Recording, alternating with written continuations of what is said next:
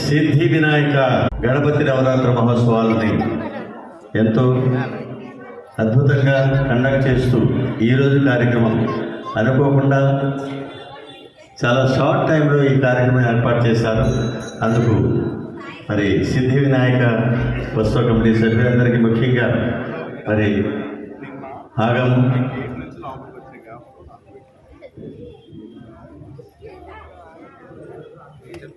శ్రీ ఆగం పాండు